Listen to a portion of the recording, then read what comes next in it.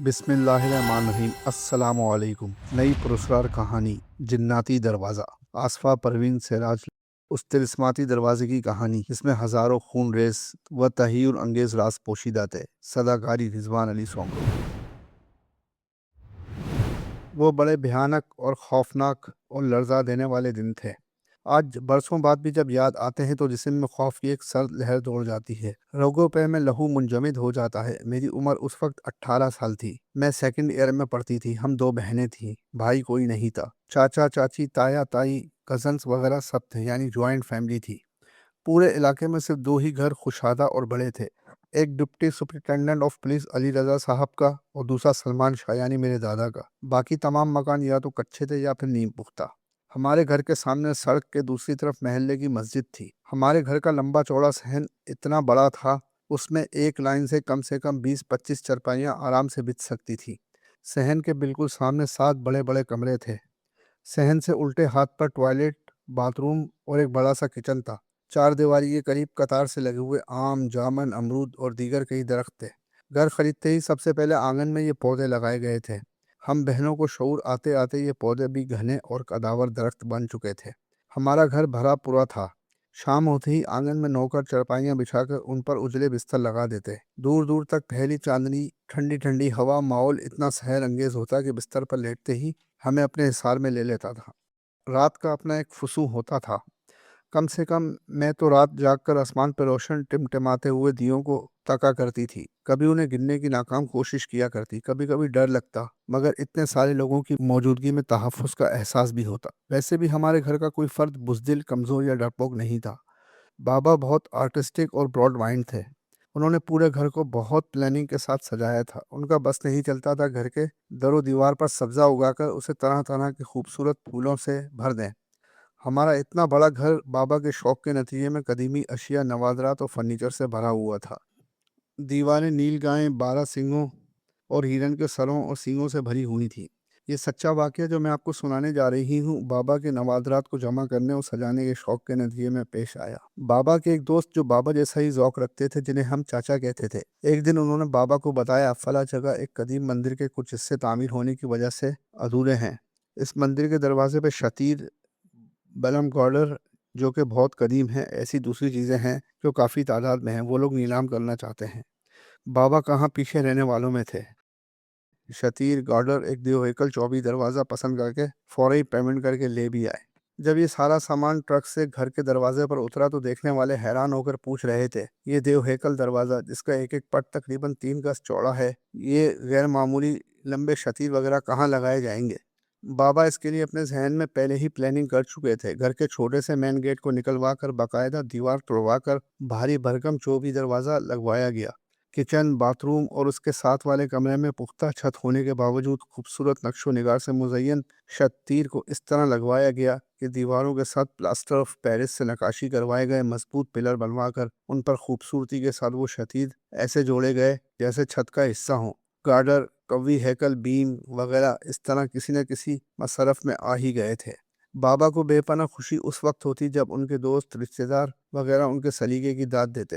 وہ جناتی دروازہ جو مندر سے لایا گیا تھا، کسی بادشاہ کے دور کا نایاب دروازہ تھا۔ لوگ اس کے بارے میں سنتے تھے اور دیکھنے ضرور آتے۔ بابا کو یہ سارے کام کروائے ہوئے شاید 4 یا 5 ماہ ہوں گے کہ چھوٹے چھوٹے عجیب و غریب واقعات ہونا شروع ہو گئے۔ چھوٹے چچا کو فلم دیکھنے کا جنون کی حد تک شوق تھا۔ وہ گھر والوں کی اجازت سے اکثر دوستوں کے ساتھ فلم دیکھنے جایا کرتے تھے۔ ایک دن فلم کا آخری شو دیکھ کر حسب معمول وہ اپنے دوستوں کے ساتھ رات گئے واپس آ رہے تھے۔ گھر سے چند فرلانگ پہلے انہوں نے دیکھا، ان کے آگے دھنک رنگ کبھی سفید روشنی کے دھماکے سے ہو رہے تھے۔ پہلے تو وہ یہ سمجھے کہ ان کے کسی دوست کے پاس ٹارچ وغیرہ ہے اور وہ یہ حرکت کر رہا ہے، لیکن ایسا نہیں تھا۔ ان کے دوست خود اس روشنی کے دائروں کو دیکھ کر حیران ہو رہے تھے۔ ان لوگوں کو ایسا لگ رہا تھا جیسے سیاہ کولتار کی سڑک پر ان سے 5-6 قدم آگے روشنی کا ایک گولا رقص کرتا چلا جا رہا ہے۔ پھر اچانک اس روشنی میں سے کچھ عجیب و غریب چہرے نمودار ہوئے۔ تھوڑی دیر بعد محسوس ہوا کہ کہیں بہت دور سے ڈول پیٹا جا رہا ہے، مگر اب یہ روشنی کا رقص تیز ہو گیا تھا۔ اس میں عجیب و غریب جانور نما انسانوں کی شکلیں، کچھ ایسے ہیولے جن کے کئی چہرے بھیانک اور کچھ مڑے توڑے ہاتھ نظر آ رہے تھے چچا آیت الکرسی کا ورد کرتے ہوئے گھر کے قریب پہنچ گئے، مگر خوف سے ان کی حالت غیر تھی، کیونکہ ان تمام ہیونوں کو انہوں نے 24 دروازے تک آتے دیکھا تھا۔ حمید بابا جو کہ ہمارے گھر کے پرانے نوکر تھے، انہوں نے دروازہ کھولا۔ چچا کو اس طرح پریشان اور حواس باختہ دیکھ کر وہ بھی پریشان ہو گئے۔ دوسری صبح جب گھر والوں کو پتہ لگا تو چچا پر رات گئے تک فلم دیکھنے پر پابندی لگ گئی۔ اس واقعے کے دوسرے ہی روز بڑی امی جو کہ درختوں کے نیچے بچھی چوکی پر مغرب کی نماز پڑھ رہی تھی، ان کی کافی لمبی چوٹی کو کسی نے اس زور سے کھینچا کہ وہ دوہری ہو کر اس بلند آواز سے چلائی کہ گھر والے ان کے گرد جمع ہو گئے اور حیران بھی تھے۔ اس جگہ تو کوئی بچہ تو تھا نہیں جس نے اتنی سنگین شرارت کی ہو۔ بڑی امی کافی دیر تک ڈری سہمی رہی۔ ان کی گردن میں بھی شدید درد ہو رہا تھا، لیکن یہ معمہ حل نہ ہو سکا۔ پھر تو جیسے چھوٹے چھوٹے غیر معمولی واقعات کا سلسلہ معمول بن گیا۔ کبھی درختوں پر شیشے کے چھوٹے چھوٹے ٹکڑے برستے، کبھی کاغذ کے اتنے باریک باریک ٹکڑے جیسے آتش فشاں پورے آنگن میں برس رہی ہے۔ بابا نے گھر کے تمام چھوٹے افراد سے کہہ دیا تھا کہ وہ زیادہ تر باوضو رہیں، چاروں کل کے ساتھ ہر وقت آیت الکرسی کا ورد کرتے رہیں۔ شیشوں اور کاغذوں کی آمد بند ہوئی تو ایک نئی افتاد کا سامنا کرنا پڑا۔ اچانک ہی رات کے وقت موٹے موٹے سائز کی بڑی بڑی اینٹیں آنے لگی تھیں، لیکن وہ اینٹیں کسی کو لگتی نہیں تھی۔ لگتا تھا جیسے کسی نے درختوں پر سے آہستگی سے اینٹیں لڑکا دی ہوں۔ چوٹ تو ابھی تک کسی کو لگی نہیں تھی، مگر سب خوفزدہ تھے۔ دیکھیں ان کا پہلا شکار کون بنتا ہے۔ جو بھی صحن یا مین گیٹ تک جاتا غیر ارادی طور پر دونوں ہاتھوں سے اپنا سر ضرور بچاتا۔ اینٹوں سے اللہ اللہ کر کے جان چھٹی تو اور بھی خطرناک بات ہو گئی۔ آنگن میں بچھی چارپائیاں کچھ اتنی چوڑی تھی کہ ان پر بیک وقت 3 سے 4 بچے آرام سے سو جاتے تھے۔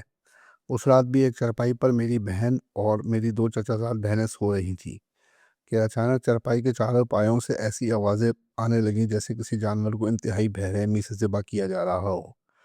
ہم لوگ کی بالکل ساتھ والی چارپائی پر بابا پنسورا پڑھ رہے تھے۔ پہلے تو وہ ان آوازوں کو اپنا وہم سمجھتے رہے، مگر جب یہ آوازیں شور میں تبدیل ہوئیں تو وہ چونکے تھے۔ یہاں سے وہاں تک چارپائیوں پر لیٹے تمام اہل خانہ خوفزدہ ہو کر یہ شور سن رہے تھے۔ امی تو باقاعدہ رونا شروع ہو گئی تھی کہ بچوں کو اٹھا لے، کہیں انہیں کچھ ہو نہ جائے۔ بابا اور چچا نے آیت الکرسی پڑھتے ہوئے ایک ایک بچے کو اٹھایا تھا۔ کافی دیر بعد جب یہ خوفناک شور بند ہوا تو امی کی جان میں جان آئی، اور یہ سلسلہ کئی دن تک چلتا رہا تھا، اور صرف بچوں کی چارپائی کے پائے سے یہ منحوس شور بلند ہوتا۔ اس صورتحال سے تمام گھر والے بہت خوفزدہ تھے، مگر کسی کی سمجھ میں نہیں آ رہا تھا ایسا کیوں ہو رہا ہے۔ ایک دن بابا کسی فٹ پاتھ پر دکان سجائے ایک متکوک سے عامل کو گاڑی میں بٹھا کر گھر لے آئے۔ اسے تمام صورتحال سمجھائی تو اس نے کہا، پریشانی کی کوئی بات نہیں، گندی ہوا ہے۔ میرا دیا ہوا نقش پانی میں گھول کر تمام افراد پیے اور چھڑکے تو سب ٹھیک ہو جائے گا۔ 7 دن تک باقاعدہ اس کے تعویذ کے پانی کا چھڑکاؤ کیا گیا، اور پانی بھی تمام افراد نے پیا، مگر کوئی نتیجہ برآمد نہ ہوا۔ ہم سب کزنز کی عادت تھی کہ اگر رات کو کسی کو واش روم جانا ہوتا تو سب باجماعت ہو کر جاتی تھیں۔ بڑے آنگن کے بالکل آخری حد پر بنے ٹوائلٹ میں اکیلے جانے کی ہمت کسی کی بھی نہ تھی۔ ایک رات میری کزن نے مجھے سوتے ہوئے اٹھایا کہ ٹوائلٹ جانا ہے۔ میں ہڑبڑا کر اٹھ بیٹھی، نیند کے عالم میں چپل پیروں میں گھسیٹ کر اس کے ساتھ ساتھ باتھ روم کی طرف چلنے لگی۔ وہ جتنی دیر تک ٹوائلٹ میں رہی، میں نہ جانے کیوں 24 دروازے کو بغور دیکھتی رہی۔ اس پر بنے نقش و نگار بڑے خوبصورت لگ رہے تھے۔ کام اتنا نفیس تھا، یقین نہیں آتا تھا کہ انسانی ہاتھوں کا کام ہے۔ اس دروازے کی تیاری میں کتنے ہی کاریگروں نے کئی سالوں تک انتھک محنت کی ہوگی، مگر میں دروازے کو دیکھنے میں ایسی کھوئی تھی کہ ہنا بھی ٹوائلٹ سے آئی اور مجھے دیکھتے ہوئے بولی، آپ ہی چلے، نیند آ رہی ہے اور ڈر بھی لگ رہا ہے۔ اور پھر میں اس کے ساتھ چل پڑی تھی، اور وہ اطمینان سے اپنی چارپائی پر لیٹنے کے بعد سو بھی گئی تھی۔ میں چارپائی پر پڑی کافی دیر تک کروٹیں بدلتی رہی، اور پھر میں اٹھی اور آہستہ سے چلتی ہوئی اس دروازے کے سامنے آ کر کھڑی ہو گئی۔ مجھے تنتنا آنگن میں کھڑے ہو کر دروازے کے طلسماتی مناظر اور آنگن میں لگے درختوں کے جھنڈ کو دیکھتے ہوئے بالکل بھی ڈر نہیں لگ رہا تھا، بلکہ ایسا لگ رہا تھا کہ کوئی اندیکھی قوت مجھے دروازے کو دیکھنے سے ہٹنے نہیں دے رہی تھی۔ ایک خوابناک سا ماحول، اس کے جادو نے مجھے پوری طرح سے اپنے بس میں کر کے بے بس کر دیا تھا۔ پوری فضا میں ایک پراسرار اور گمبھیر سا سکوت تھا۔ کبھی کبھی صحن میں سوئے ہوئے کسی فرد کی کھانسی یا خراٹے سے سکوت میں تھوڑی دیر کے لیے ارتعاش پیدا ہو جاتا، نہ جانے رات کتنی گزر چکی تھی اور مجھے یہاں کھڑے کھڑے کتنا وقت گزر چکا تھا۔ بالکل اچانک مجھے ایسا محسوس ہوا جیسے دو ہیکل بھاری بھرکم جناتی دروازہ بغیر کسی آواز کے آہستہ آہستہ کھل رہا ہے۔ اس سے کھلنے اور بند ہونے کے وقت زوردار قسم کی چڑچڑاہٹ کی آواز دور تک سنائی دیتی تھی۔ تھوڑی ہی دیر میں دروازے کے دونوں پٹ کھل گئے۔ میں حیرت اور خوف سے اس کھلے ہوئے دروازے کو دیکھ رہی تھی، جس کے اندر نظر آنے والی دنیا تو بہت ہی حیرت انگیز تھی۔ یہ کوئی اور ہی دنیا تھی، اسرار اور خوشبوؤں سے بھری ہوئی دنیا۔ میں حیرت اور خوف سے اس خوشربا منظر کو دیکھ رہی تھی جو اس وقت بالکل میرے سامنے تھا۔ یہ ایک بہت بڑا ہال نما کمرہ تھا جس کی چھت پر مینہ کاری کی ہوئی تھی۔ دیواروں پر انتہائی خوبصورت کام ہوا تھا۔ لاتعداد فانوس جلتی ہوئی موم بتیوں نے آنکھوں کو خیرہ سا کر دیا تھا۔ حال میں سے لوبان اور اگربتی کی مختلف قسم کی خوشبویات کی لپٹیں دھوئے کے مرغولے بناتی ہوئی باہر نکل رہی تھیں۔ دیواروں پر موٹے موٹے گیندے کے تازہ پھول اور گندے ہوئے ہار لٹک رہے تھے۔ ڈھیروں چراغ جل رہے تھے۔ پھر میں نے دیکھا کہ 4 آدمی کندھوں پر پالکی اٹھائے آہستہ آہستہ اندر داخل ہو رہے تھے۔ وہ چاروں آدمی وضاقت سے کسی مندر کے پجاری معلوم ہو رہے تھے۔ انہوں نے پالکی کو آہستہ سے زمین پر رکھ دیا اور سجدہ کرنے کے انداز میں اس وقت تک جھکے رہے جب تک پالکی کا مہین اور ریشمی پردہ اٹھا کر ایک خوبصورت سی لڑکی باہر نہیں آ گئی۔ ان چاروں نے دونوں ہاتھ جوڑ کر اس لڑکی کو پرنام کیا۔ بھاری بھرکم بنارسی ساڑی اور سر سے پاؤں تک بیش قیمت زر و جواہرات سے لدی بندی وہ لڑکی بہت نازو انداز سے ساڑی اٹھائے اپنے خوبصورت مہندی لگے پیروں کو آہستہ آہستہ سنگ مرمر کے فرش پر رکھتی ہوئی ایک جگہ بیٹھ گئی۔ فرش پر بیٹھ جانے کے بعد اس نے 3 مرتبہ تالی بجائی۔ ہال کے دروازے سے ایک کئی گز لمبا موٹا تازہ چمکدار سا سانپ اپنے چوڑے پھن کو اٹھائے بڑی شان سے آہستہ سے رینگتا ہوا اندر داخل ہوا اور لڑکی کے بالکل سامنے ہی کنڈلی مار کر بیٹھ گیا۔ سانپ کی غیر معمولی آنکھیں انگاری کی طرح دہک رہی تھیں۔ کچھ دیر تک لڑکی اور سانپ آنکھوں میں آنکھیں ڈالے ایک دوسرے کو دیکھتے رہے۔ پھر وہ لڑکی اٹھی اور سانپ کے سامنے رقص کرنا شروع کر دیا۔ وہ ایک وحشیانہ قسم کا رقص تھا۔ اسی دوران ہال کے کونے کونے سے بالکل اسی جیسی کئی اور لڑکیاں نکل کر اس وحشیانہ رقص میں شامل ہو گئیں۔ انہیں بالکل ہی اپنی سدھ بدھ نہیں رہی تھی۔ کچھ ہی دیر بعد رقص تھما تو سب سانپ کے سامنے جھک گئیں۔ ان کے خوبصورت ہونٹ تھر تھرا رہے تھے۔ پھر اس سانپ نے باری باری ہر لڑکی کے ہاتھ پر ڈسا۔ اس کے راستے سے شو شو کی ایک خوفناک آواز پیدا ہو رہی تھی۔ وحشت اور بربریت کا یہ کھیل کافی دیر تک جاری رہا۔ اچانک میرے کانوں میں اللہ اکبر کی صدا گونجی۔ مسجد کا مؤذن نیند میں بے خبر لوگوں کو فلاح کی طرف بلا رہا تھا، نماز پڑھنے کی دعوت دے رہا تھا۔ آواز کے چاروں طرف گونجتے ہی وہ منظر غائب ہو گیا۔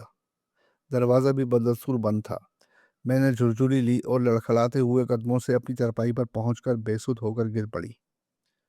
اس کے بعد تو ہر رات یہی کچھ ہونے لگا تھا۔ ایک نادیدہ قوت میری انگلی تھام کر چوبی دروازے تک لے جاتی۔ دروازہ کھلتا، پھر اس میں سے ایک طلسماتی دنیا برآمد ہوتی۔ لیکن اس کھیل کے دوران میری صحت بری طرح متاثر ہونے لگی تھی، ساتھ ہی ساتھ رنگت بھی زرد ہوتی جا رہی تھی۔